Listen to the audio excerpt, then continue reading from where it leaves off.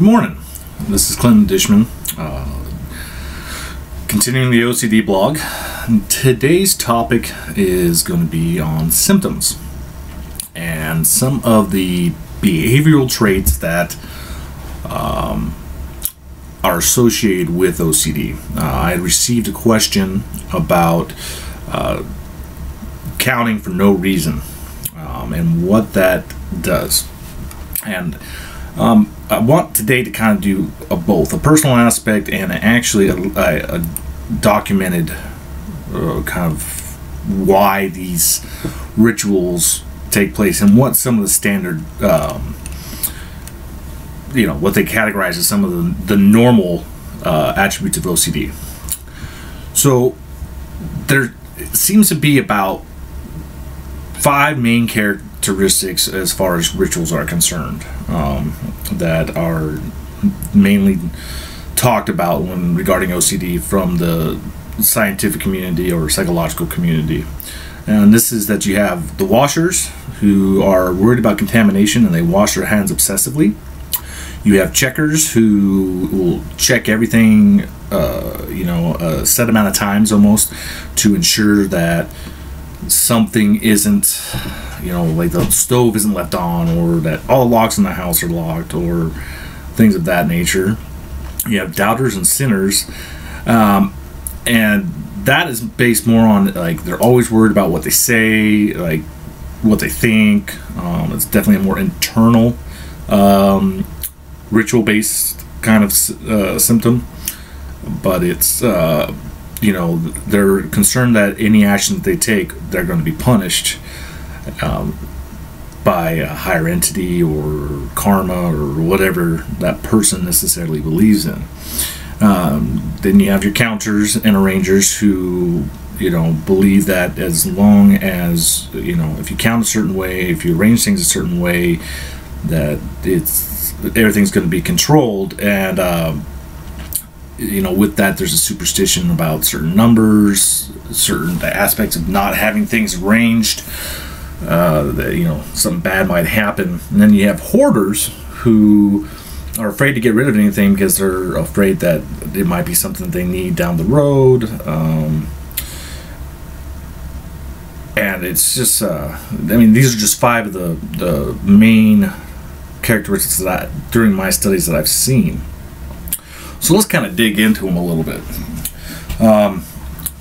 Washers. I have a phobia of germs and bugs, but not to the extent of where. How do I put this? My biggest thing, I just don't like being touched. I don't like. I'll shake someone's hand, but I feel like I got to wash my hand, especially if I view a person as questionable in their cleanliness or something like that. And so a lot of that stems from the fact that my father passed away of cancer when I was 15, and I watched his struggle and being in hospitals and stuff. So that might be what perpetuated my obsession for cleanliness. The checking is definitely one of my major symptoms. I check everything. I can't leave the house unless I check to make sure everything is done. And prior to really understanding more about my OCD, it would take, we couldn't leave the house for an hour at times because I was so, are we sure? Did I check? Get up, go out, check, come back, go do it again. So that was definitely a struggle. And it's still one I struggle with today. It's gotten a little bit better. I found kind of a new way to offset the ritual. I have my wife go behind me and just verify that everything is locked and checked and taken care of. The counting, not so much for me. I do sometimes count. I do have somewhat of a system with the way, but more of mine is also arranging symmetry. Everything being in symmetry because I love order. It's the littlest of things. Everything has its place. So that way I know how to find it. If I can't find something that I know I put somewhere, I get frustrated really quick. And that's most people, but I'm obsessive about it. For instance, my CDs are organized in a certain format, certain way. Books, the way just anything that I do has a very systematic approach. So it's something that if something puts a monkey wrench in that symmetry or in that procedure, I get very frustrated. I get very angry. It has gotten better just because I recognize it, but at the same time, it's still something I struggle with. Hoarding, I'd say I do. I do suffer from hoarding in some respects. I know, like, for me, a big thing is socks. And not throwing away certain clothes or something because maybe I can use it for work clothes, maybe I can do this, maybe I can do that.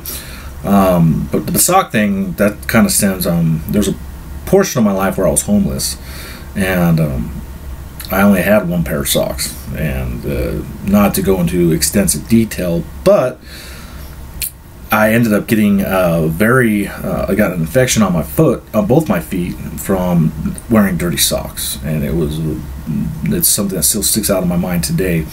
So I am very big on having a lot of socks.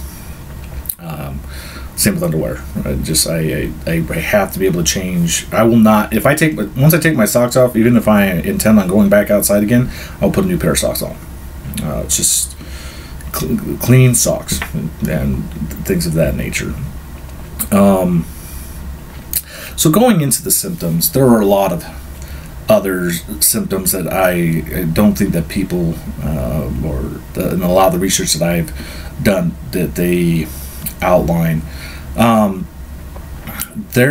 of the other symptoms that that myself portray is aggression towards oneself, and by that I mean that when this intrusive thought comes into play, and I couldn't shake it. It hasn't been an issue today as much, but before I got on medication and started doing more studying, I used to sock myself in the head, literally, like punching myself in the head to try and get the thoughts out, because there's so much anger associated with those intrusive thoughts that I felt I had to punish myself, or I thought if I brought about pain that it would be a way of almost punishing myself for those thoughts.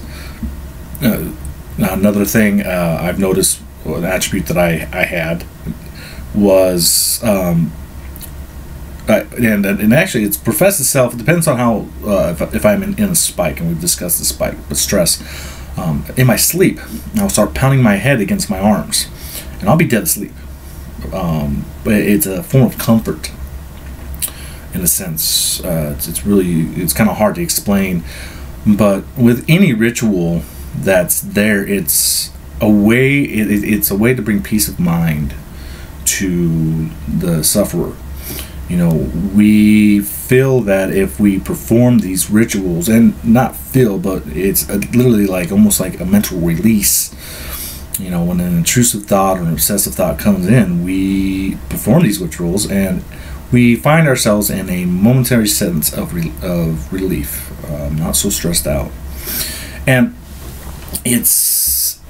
I've talked to a lot of doctors, counselors, and just individuals in general, and they don't really understand how these rituals bring about peace. And I can kind of give you more of on this one, a personal perspective, is that when we're performing these rituals or these habitual behavior, it's taking our mind off of what the intrusive thought is. So then our focus goes from the intrusive or obsessive thought and goes to performing this ritual that we have, put in our lives. And that's something that I think a lot of people don't understand about OCD, is that these rituals, that's the main part of it, is that when we're in the middle of these rituals, that we're getting that peace of mind. And it's really strange how that make sense to anybody, but again, it's a way for us to not focus on the intrusive thoughts, because that is one of the biggest aspects of OCD, is these intrusive thoughts that just drive us insane. There's a lot, I'm kind of looking at right now on a page to kind of give you guys what the psychological community has identified as some of the main OCD intrusive thoughts. So one of them's fear of being contaminated by germs or dirt or contaminating others, fear of losing control and harming yourself or others, intrusive sexually explicit or violent thoughts and images, fear of losing or not having things you might need, order and symmetry, the idea that everything must line up just right, superstitions, excessive attention to something considered lucky or unlucky. So that's and it varies from page to page, or not page to page, but from study to study. But most of the time, it seems to follow the same pattern as far as what the intrusive thoughts are. Now, a lot of what manifested my OCD, or not manifested, but some of the stuff that manifests are past mistakes, and I'll know exactly what the mistake was, but then I will add to it, like, what if I did this? What if I did that? I don't remember. I can't. Did something else happen? And that's some of the stuff. And then what will happen is it will start manifesting itself in a more aggressive manner. Especially if I'm dwelling on a certain mistake. I used to do drugs, so for a long time when I was getting myself cleaned up and quit doing drugs, I would dwell on the past, but the problem is what actually happened would turn into a whole nother scenario, a whole different perspective. It went from, okay, I was high out of my mind, blah blah blah, to I was high out of my mind, and what if I did this to this person? Oh my God, how can I live with myself? And I would check it on the, do I have warrants? Do I have this? Do I have that? Is there something? And it would just drive me insane. Since digging deeper into my OCD and studying more, I've learned that is a normal thing that accompanies OCD. And it doesn't make it any less of an issue, but it is something that it is normal per se to experience that when you have OCD. A lot of recommended treatments are CBT, which is cognitive behavioral therapy. There's medications, there's talking with a counselor, there's learning how to identify when you're hitting a stressor or whatnot. But I think with a lot of anything, it's gonna happen regardless. There may be some success cases of OCD, but for the most part, from my studies, I've never really heard of anybody being cured of it. For those who observe an OCD when they're in the middle of the rituals, just understand that, this is their way of finding peace of mind. And that's the biggest thing, I think, with OCD, is finding peace of mind, finding a way to alleviate that stressor at that time, whether it be the intrusive thoughts, whether it be just this heightened sense of anxiety or stress. These rituals are designed by us to try to alleviate that stress and alleviate that intrusive thought. So there are a lot of different symptoms, though, and that's one thing that you can't box OCD into just one category. A lot of OCD individuals have similar symptoms to Asperger's, similar symptoms to bipolar, even schizophrenia. It's why it's so unique is it encompasses so many different aspects and attributes that sometimes it can be confused with something else. I was originally diagnosed bipolar for many years, and then I was diagnosed borderline personality disorder. Finally, just going through the run of the mill and all this chaos, I went to a professional. I did a Myers test, and I did another. I can't remember the other personality test I did on top of that. But through this progression of testing and studying, it was discovered that I had OCD. So, and there is such a fine line sometimes between these different disabilities and the symptoms. That's why I'm discussing symptoms today, that it can be confused with something else. You know, Asperger's is one of those things where everything's just plain logical.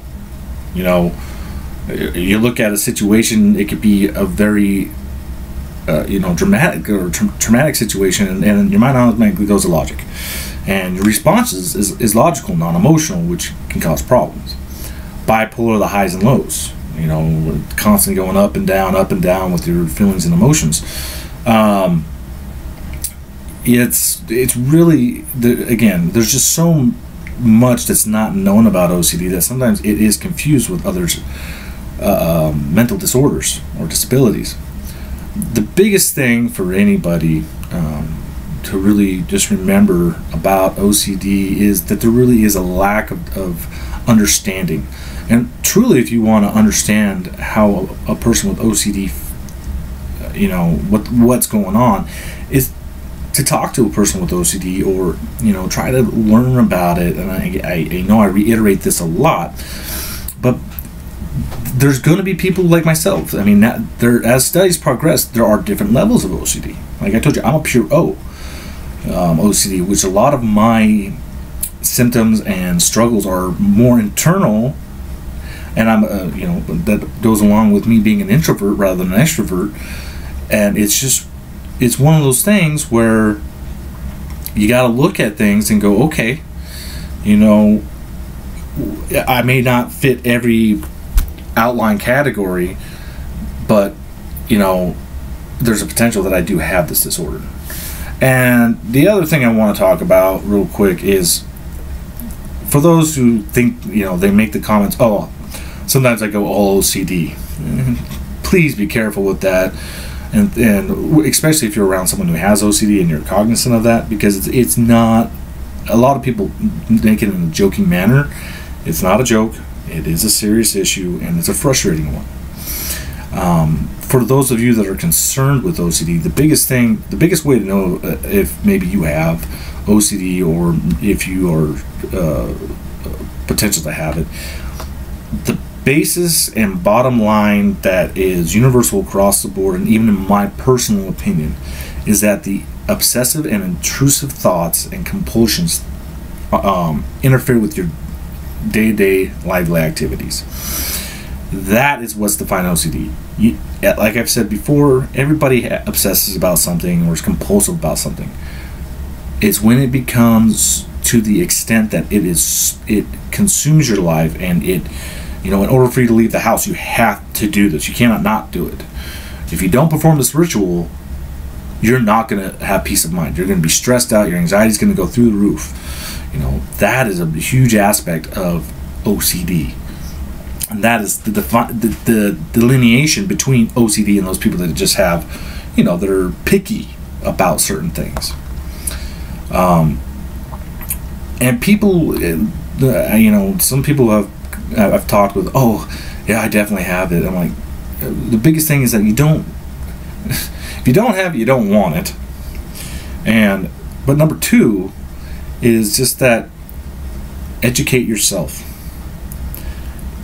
Really look into what your symptoms are, what your rituals are. Do they play a huge portion in your life and actually take up part of your life? And upon that basis, if you feel that potentially you may suffer from OCD or some mental disability, go seek professional help.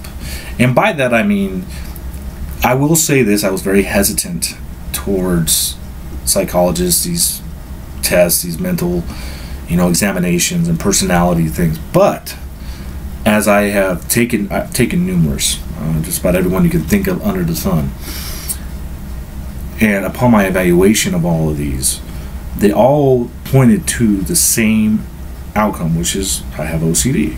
So they actually are beneficial. Get that, and then you can, and again, in the community now, in the psychologist community or psychological community, they are learning that there are different degrees of OCD.